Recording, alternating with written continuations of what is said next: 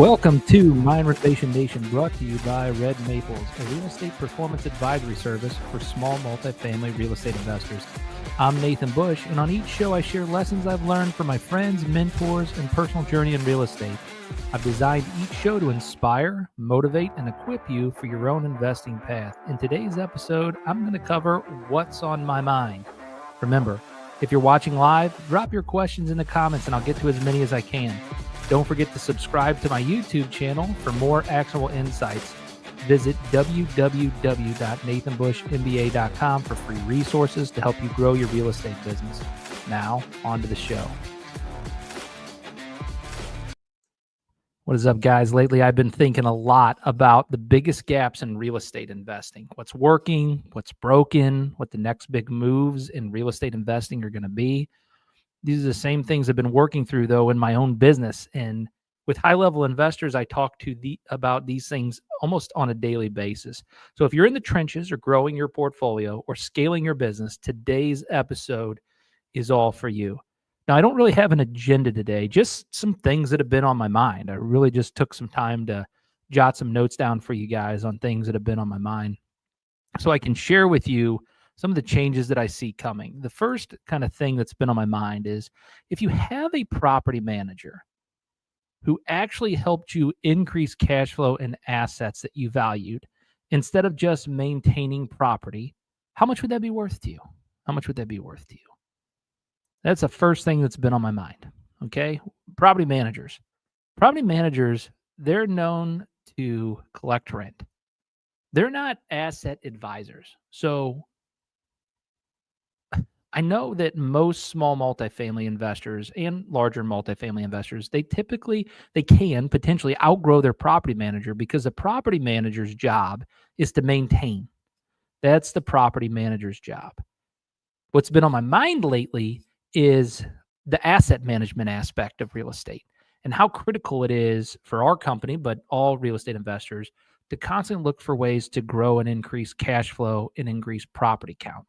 And so it's imperative. You can't just have a property management company that maintains a property and tries to maintain the asset value without having a property manager that's in alignment with the investor's vision of what they're trying to accomplish in the future.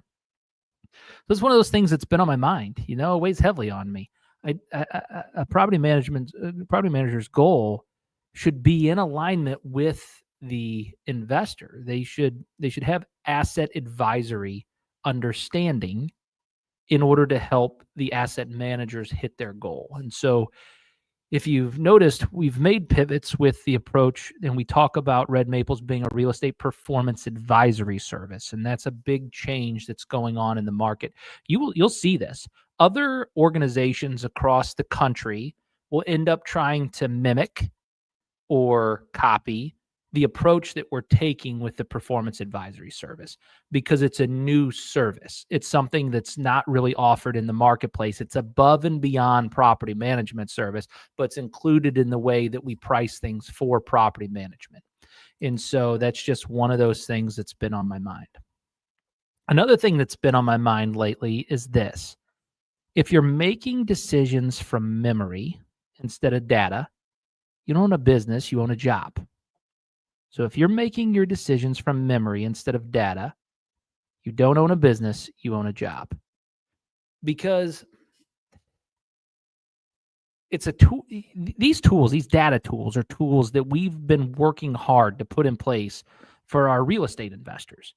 And old school real estate investing was to go buy a house, put some money into it, and sell that property at a profit. Maybe rent it out to somebody for a period of time and then sell after a number of years of appreciation. And if you're talking about small multifamily or multifamily investment, the goal there was you would buy a small multifamily, maybe put a little bit of money into it so you could get a tenant into it as cheap as possible. And then you would hold on to that property for 5 or 6 years, maybe 10 years, either cash out, refi, or sell that property. You just kind of did it. Like there wasn't a lot of math. There wasn't a lot of data analytics that went into buying and building wealth through property. But today it's become more sophisticated. And so if you're making decisions from memory instead of data, you don't own a business, you own a job. And that's what a performance advisory service does is that it really focuses on the data aspect of your business. See, there's power in documenting systems to scale your business because when you document the system, you get the measurement. And so the biggest bottlenecks in real estate investing are really the lack of the documentation for the process outcome that you're looking to achieve. I know I've said a bunch of if you're just tuning in and you heard me talk about processes and data, you're probably like, is this the right show for me? It is if you want to make money in real estate. Today's real estate investors, the most sophisticated ones, are utilizing data and utilizing information and tracking the improvement in their processes, whether they're getting better or getting worse. And I'll give you a perfect case study. We were working with a real estate investor. That real estate investor had, let's say, 19 doors under management with our service. The challenge is that real estate investor was making decisions to purchase these properties without having the information or the data to support what the actual construction costs were on these properties. And so as they were going through the process, they realized they needed to borrow some money in order to get these properties up and running. Now, here's the problem. How much money do you borrow? You've got to use data in order to be able to make that decision. If you want a cash flow and you still want to be able to pull profits out of that business or to be able to see that business even sustain itself, you need to have the data to understand what are the ongoing maintenance costs. You need to be able to have the data to determine how much are the turnovers. You need to have the data to say how much are the renovations going to cost me and how soon can I really honestly expect these properties to get rented, not some pie in the sky thing that some property manager told you trying to sell you when they wanted your management service. No, the data to say how long is it taking to rent my properties once these properties are renovated. And so that's why this has been on my mind, is because if you're just making decisions from memory, you're just doing a job. You're just kind of getting by in real estate investing. You're not actually running a business. And so that's one of the things that I love about our performance advisory service is that we put the data back in the hands of the real estate investor. And so they can log onto their portal. They can see this information in real time and they can meet with us and they can have these conversations so we can talk it through. That's why one of our core values is a partnership approach. That partnership approach affords us the opportunity to be able to have those discussions with you so that you're not just making random decisions. You're making the best decision for your business based upon historical data. And so that's another thing that's been on my mind as things have changed. So remember, the first thing that we talked about was property managers maintain property, and that's been on my mind. That's why we shifted. We're not just rent collectors or leasers, we're assisted asset advisors.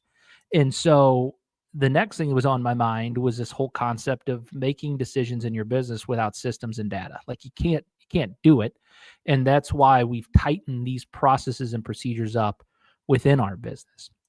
Now, the next thing that's been on my mind, thanks guys for hanging in there. I know this show is so different because I'm just talking to you from the heart about things that have been going on. But the next thing that's been on my mind is most investors don't lose money on deals. They lose money because of the wrong team. So this has been on my mind. How do you find your team? Where do you go to make sure that your team is the most appropriate team that you've put together? How do you vet a team? How do you know? Think about this. If you're an out-of-state investor, that means you're out of the state of Missouri and you're watching my show and you're trying to determine, okay, what's a hot market? How do I know what the risk is, the local knowledge, how do I know who to trust and who not to trust on the ground? Maybe you have a property manager already, but your property manager is not as effective as you'd like them to be, or you're trying to piecemeal property management and then you have a construction guy, and then maybe you also are piecemealing a real estate agent and a number of different aspects of that whole transaction together in order to help you grow your real estate business. You don't have all of those services under one roof. Well, that's a problem. Most investors don't lose money on the deal. They lose money because of the wrong team of people. People are, and you got to understand this too. It's a team that you're ultimately going to get the outcome with. It's not an individual service. So no construction person is ever going to be your end all be all to success in real estate investing, just like no title company is, just like no real estate agent is or property manager. Everybody has to be working towards those same goals. So the out of state investor has been on my mind a lot because how do you put together a team when you're out of state? How do you know who to trust and who to go to in order to make that decision? And, there's, as far as property management goes, because that's the business that we're in St. Louis, there's a lot of different options. So you got to pick a service where that service is integrating their goals with your company so that the outcome of what the management company is trying to achieve on their portfolio is the same thing that you're trying to achieve on your portfolio. And then you need to work with a company that's grounded in systems and data. Because if you're working with an organization that's not grounded in systems and data, again, how do you know when you're making a decision? And then lastly, you have to work with an organization, and this is so critical. You have to work with an organization, a property management company that not only cares about the data, not only has the right systems in place, but you have to work with a manager that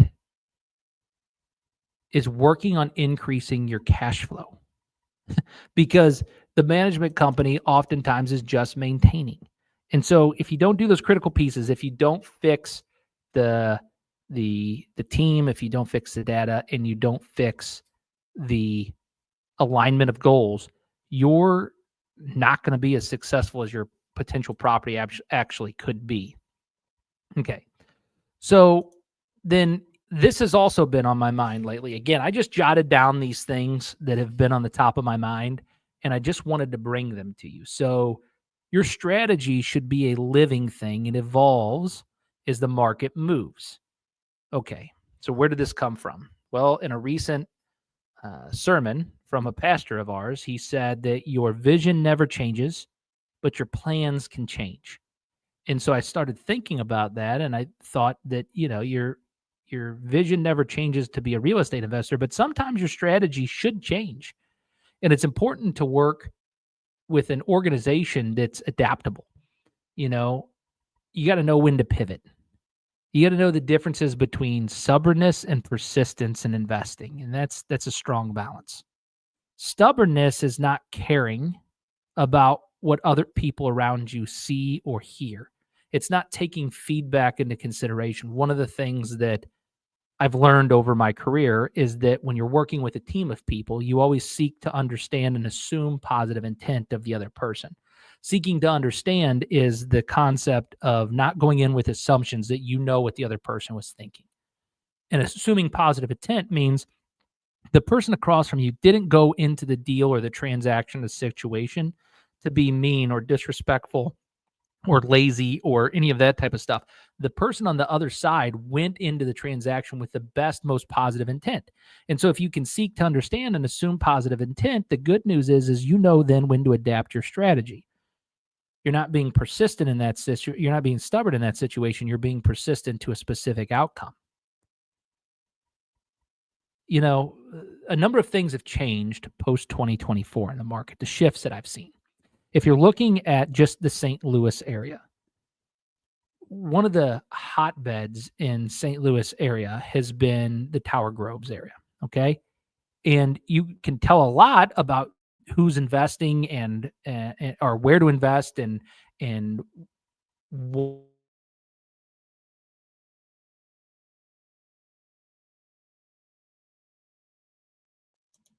can tell a lot about what approach to take and where to invest by what Tom Sitcock said the other day was the dumpster effect, right? Who has the dumpsters, the trucks? Who's doing the trash outs and the renovations? Well, here's the interesting thing. You can be 2 streets over on Tower Groves and the builder construction never meet up with you right now. It is pivoting and morphing in that area and not just continuing in the path of construction. And so you have to make a shift. 2025, you really need to tighten up where you're buying, because if you buy just 2 streets outside, the path of construction is shifting and is not taking a consistent straight path. It's not growing out like a circle, and it's not growing in linear fashion. It's growing and morphing like an amoeba, because some deals are good and they cash flow and they make sense, and some deals are not. The same thing is happening with rents and the ability to rent property. There's shifts in the way that the online marketing is allowing you to post your deal and get traction. The same way that Facebook and Google and a number of organizations throttled internet marketers back in the day, Zillow and apartments.com and other organizations are throttling real estate investors and their ability to find deals. And so your management company might not even realize or recognize, if they're not a data approaching management company, that the market has shifted and not even know what changes to make. Guys, these are problems. This is why it is so critical to work with the right team of people to get you to achieve your goals.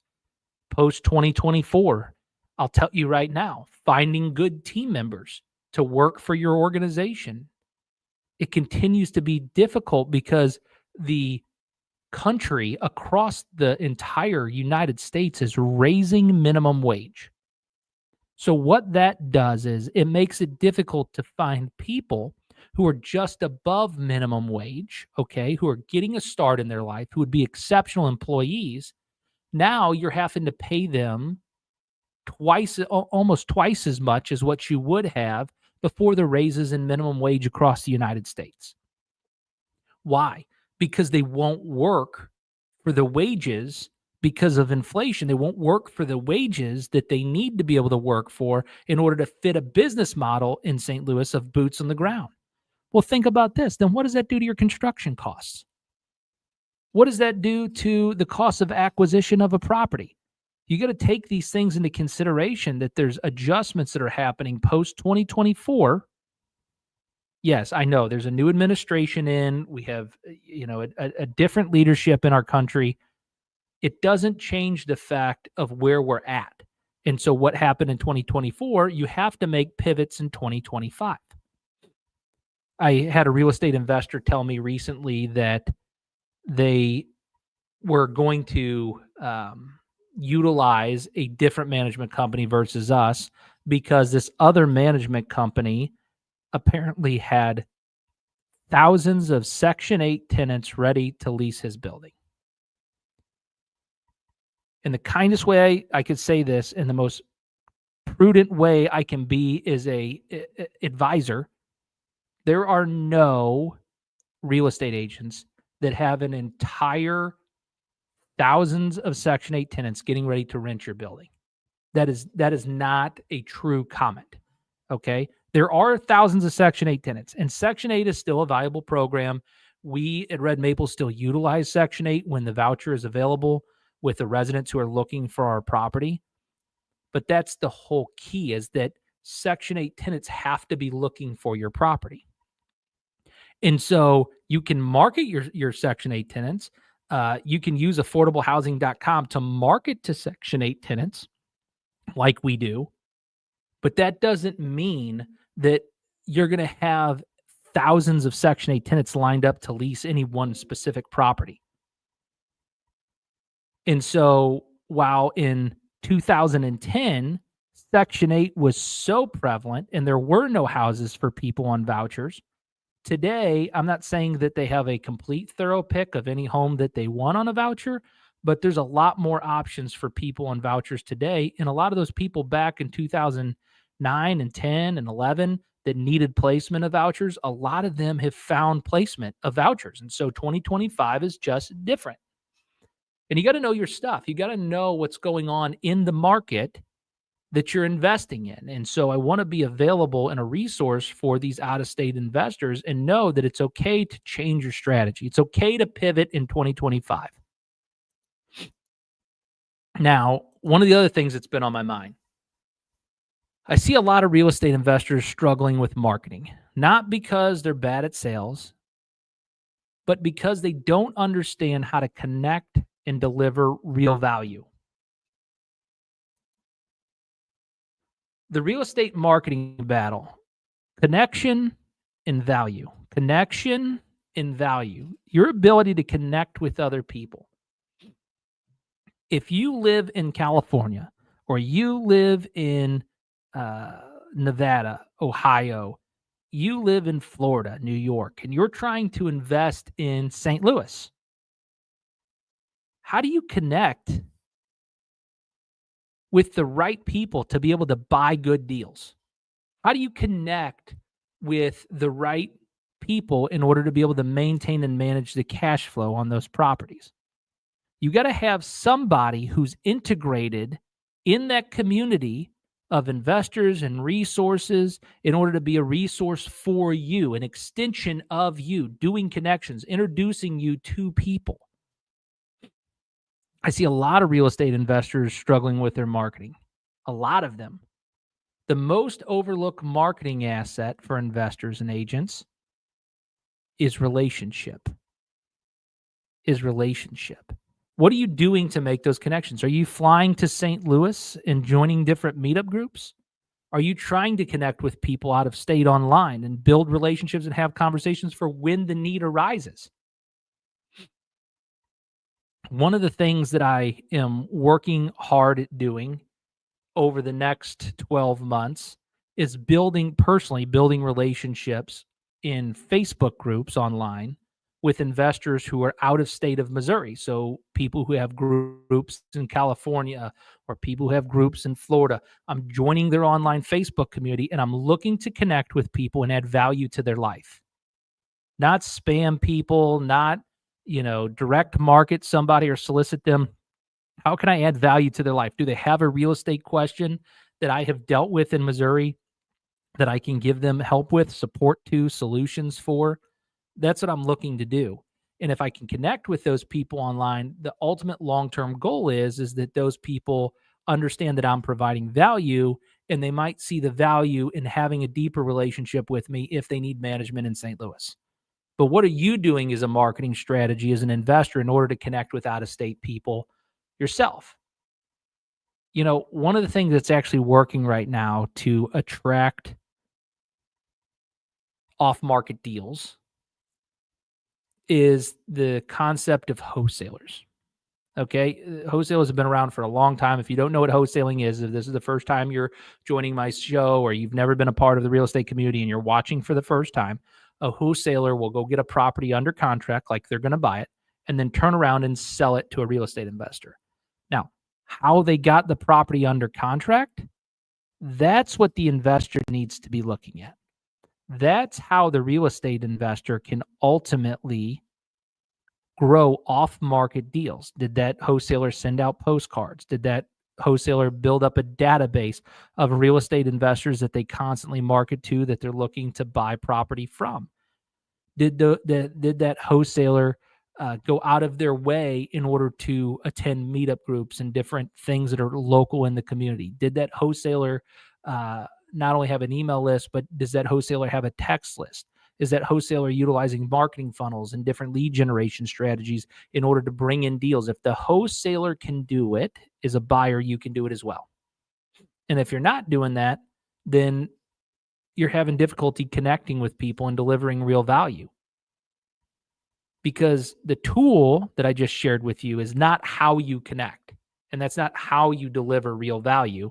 It's just a strategy to be able to put you utilize the right resources to deliver the connection or deliver the value. Does it make sense? So real estate investors, this is a big struggle, is that I can see where they're not understanding right now how to connect and deliver real value to others. And so it's just been on my mind, guys. These are the things that I've been thinking about that I want you to be aware of, the shifts that are happening in the market, just all kinds of different things that I want to see you do well. I have a question for you now. If you had to double your portfolio, your rental portfolio in the next 12 months, what would you do differently? If you had to double your real estate portfolio in the next 12 months, what would you do differently? Personally, I believe that the big opportunity right now is in small multifamily. That's where our management company is niched in. That's what we do, is specifically manage for small multifamily real estate investors and help them drive additional cash flow and help them drive additional appreciation through forced appreciation on the asset for them. But that's what I believe is the next big thing, is small multifamily real estate investors buying larger and larger portfolios, not being content with the 12 or 15 units that they have. They want to double and triple their portfolio. So what would you do if you had to double your portfolio in the next 12 months? What steps would you take? How much money would you set aside? One of the biggest risk factors that I believe is out there that nobody's talking about right now. Nobody's talking about this. One of the biggest risk factors that's out there right now are people who are scamming people in real estate. It's an honest truth. People who are moving themselves into properties, and then the real estate investor doesn't know how to get them out. They're squatting and they're scamming people out of money. The other side of it is that they're taking thousands and thousands of dollars from people to move them into your property. What are you doing to protect yourself against this? It's a big risk factors that out there. So if you're trying to double your rental portfolio in the next 12 months, I want you to think about these things. What are you actually doing that will help you get there and protect yourself against those risks? So where are the opportunity? I believe it's small multifamily. What are the risks? I believe the risks are in some of these scams that are going on out there right now. I also think some of the risks that are out there is the management companies. I'm not trying to be rude to any one management company who's a friend or a competitor of mine. I just personally believe that they're helping to maintain status quo and not looking at this as the change has happened with the performance advisory service. They're trying to collect their management fee by collecting rent and leasing property, but not looking at the big picture. And so these risks, I think they drive a wedge between the success you want to have, or put a gap between the success you want to have and where you're currently at. So if you had to double in the next 12 months, what would you do? Guys, we're building something big behind the scenes right now. And if you want early access, I want to make sure that you're following and subscribed to the show. So if you haven't subscribed to the email list, if you haven't connected with me, is it that threatening to go over to www.nathanbushmba.com and enter an email address? I'm not going to spam you. I'm not going to send you thousands of emails. I'm not going to clutter your inbox with a bunch of junk. But if you want to be kept up to date with the information of what we're doing behind the scenes right now, you're going to want to be a part of what's happening, and you got to subscribe. You got to be a subscriber to the show. You got to subscribe to the YouTube channel. That's the way it works. But I want to hear from you. What is one big thing you've been thinking about in your real estate business right now? These are the some of the things that have been on my mind, but I'd love to know from you, what are some of the biggest things that you have been dealing with in your real estate business? At our business specifically, I'm going to give you some specifics on the things that I've been working on behind the scenes. We are absolutely trying to scale Red Maples this year. We're trying to take our property count up over 300 this year. So if you want to be a part of that, you can reach out to me. We're putting together our own marketing strategies and campaigns. We're releasing some of those online right now.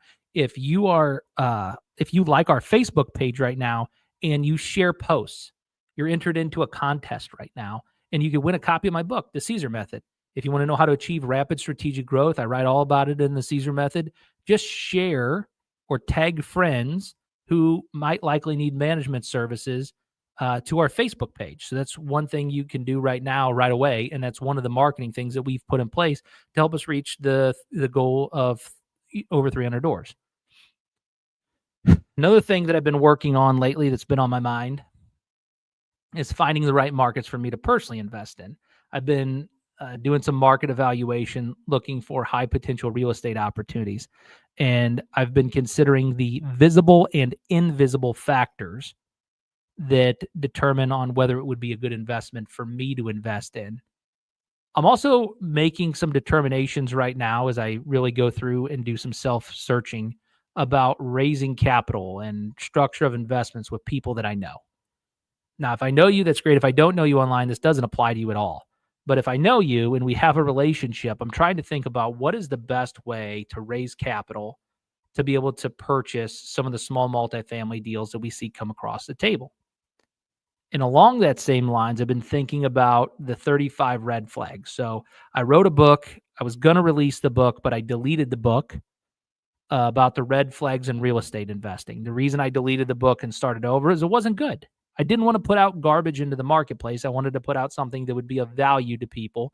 And even though I thought that a lot of the strategies and information inside of that book would have been great, sent it to some people and gave them the opportunity to read the original copy, and the feedback was just okay.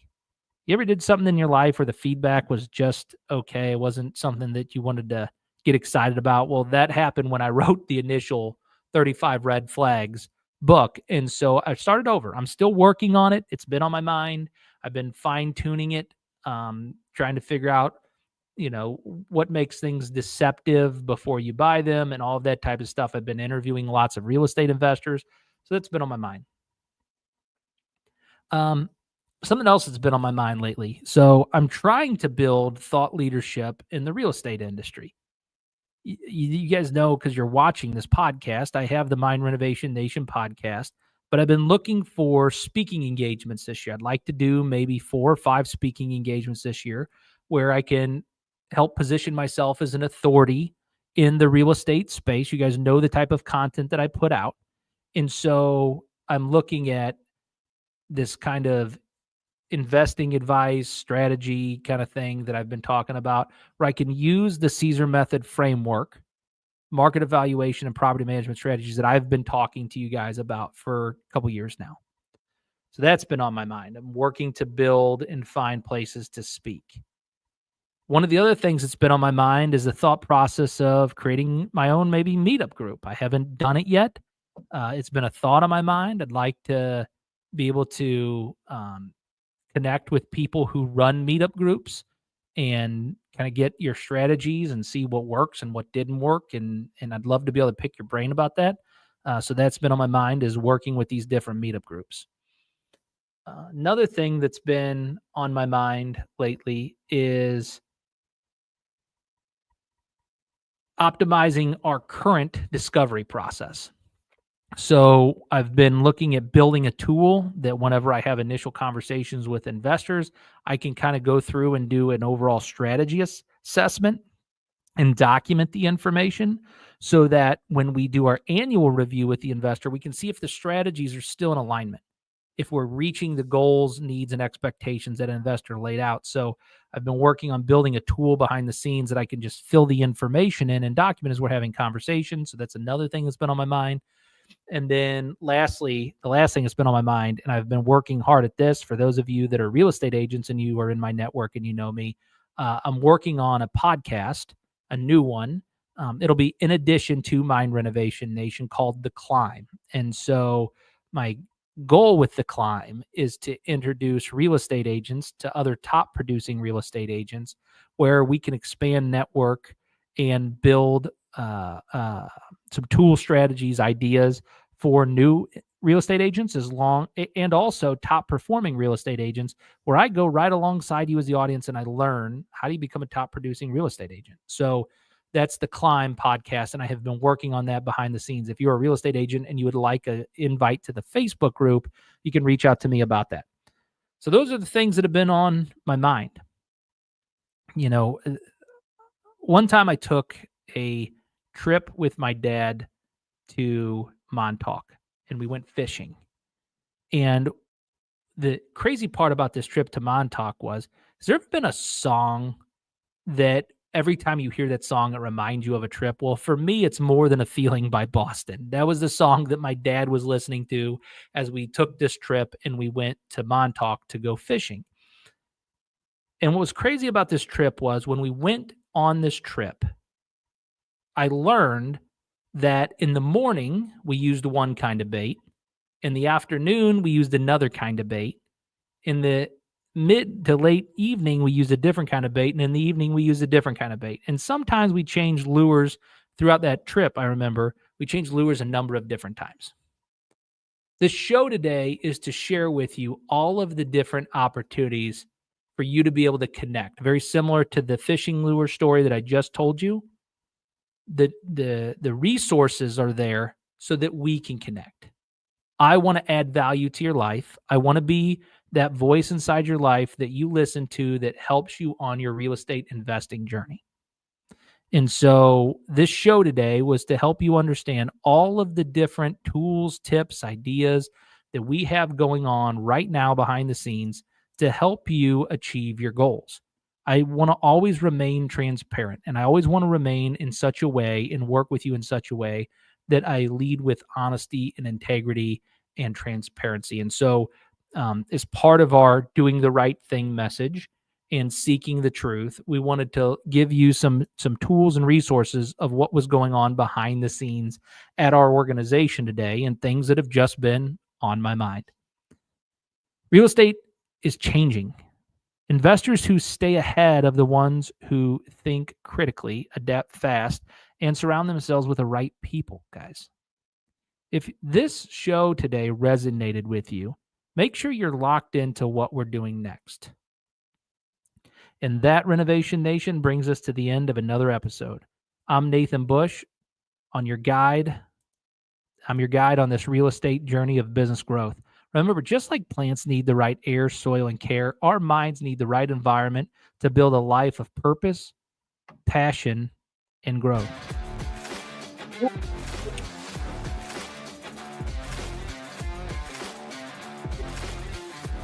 Channel to stay up to date with our latest episodes. If you love today's mind workout, share this with a friend who's as passionate about real estate investing and business growth as you are. They can join us every Friday at noon when you share the show. Join me next time for a little more insights, inspiration, of course, a bit of that nation-building spirit that drives us to create a community united by shared values, purpose, and a commitment to leaving a lasting legacy. Until then, keep building, keep growing, and let's lead more than 25,000 souls to a life of values-based investing. In our journey of mind renovation, we often talk about personal values, growth, ethical leadership, and making impactful choices. Values-based investing is an extension of that philosophy. It's about being a steward not only of our finances, but of our values and vision for the future. I'm signing off from the heart of St. Louis. Stay blessed, stay inspired, and remember, every day is a chance to renovate your nation.